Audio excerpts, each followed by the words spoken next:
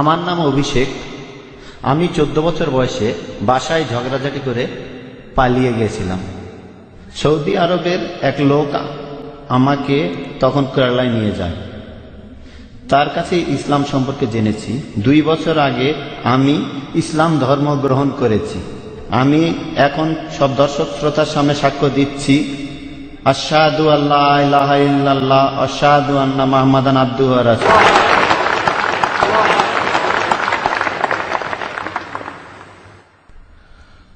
আপনার প্রশ্নটা, আপনি কি কোনো প্রশ্ন করবেন?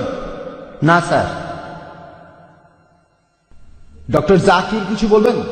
হ্যাঁ ভাই, আপনাকে অভিনন্দন জানাই, আপনাকে স্বাগত জানাই এই শান্তির ধর্মে। আর আপনিও সাক্ষী দিতে পারেন যে সৌদিরা তরবারি ব্যবহার করেনি। আপনাকে কি জোরজবস্তি করা হয়েছিল? না। জোরজবস্তি না। বা বন্ধু? না, আমি স্বেচ্ছায় মাশাআল্লাহ। মুসলিম হয়েছি। মাশাআল্লাহ, উনি স্বেচ্ছায় মুসলিম হয়েছেন। আপনাকে কোরআনের একটা অনুবাদ দিতে চাই। আপনি কি স্টেজে আসবেন? আমি পেয়েছি। আপনি একটা পেয়েছেন, খুব ভালো, মাশাআল্লাহ। আমি এখানে প্রথম লেকচার দিয়েছিলাম 8 দিন আগে। সেদিন এক বোন ইসলাম গ্রহণ করেছিলেন। আমি তার চেহারাটা দেখতে পাইনি। আমি শুধু বাম দিকের মাইকের প্রশ্নকারী চেহারাটা দেখতে পাই, বাম দিকের মাইক আর কাউকে দেখতে পাই না। প্রথম দিনের সেই মহিলাকেও আমি দেখিনি। আর শনিবারে IBS এ প্রশ্ন করলো গোয়েন্দারা যে সেই মহিলা কোথায়। বললাম আমি তো তাকে চিনি না। আপনারা হয়তো টিভিতে তাকে দেখেছেন, এখানে অনেক মানুষ আছেন, টেলিভিশনে দেখলে হয়তো সেই মহিলাকে আপনারা দেখতে পারেন। আপনি এখানে সাক্ষ্য দিতে পারেন যে আপনাকে জবরদস্তি করা হয়নি। এখানে জবরদস্তি করা যায় না, মুসলিম বানানো যায় না। স্বেচ্ছায় করলে হতে পারে।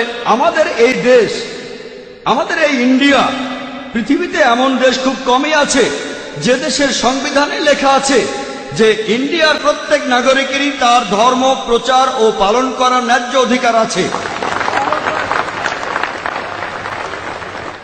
এটা গণতান্ত্রিক দেশ। এজন্য আমি গর্বিত, কারণ এই দেশে মানুষ তার নিজের ধর্ম পালন ও প্রচারের অধিকার রাখে। জবরদস্তি করে কোনো ধর্ম গ্রহণে বাধ্য করা এটা নিষিদ্ধ। ইন্ডিয়ার সরকারের আইন অনুযায়ী এটা নিষিদ্ধ, আর ইসলাম অনুযায়ী এটা নিষিদ্ধ। জবরদস্তি করে কাউকে ইসলাম গ্রহণ করানো যাবে না। আপনি তাকে বোঝান, সে যদি বোঝে তাহলে খুব ভালো, আর রাজি না হলেও কোনো সমস্যা নেই। তবে কিয়ামতের দিন আমি আল্লাহর কাছে এই কথা বলতে পারবো যে আমি আপনাদের মাঝে ধর্ম প্রচার করেছি। ইসলাম গ্রহণ করার জন্য আপনাকে ধন্যবাদ, অনেক ধন্যবাদ।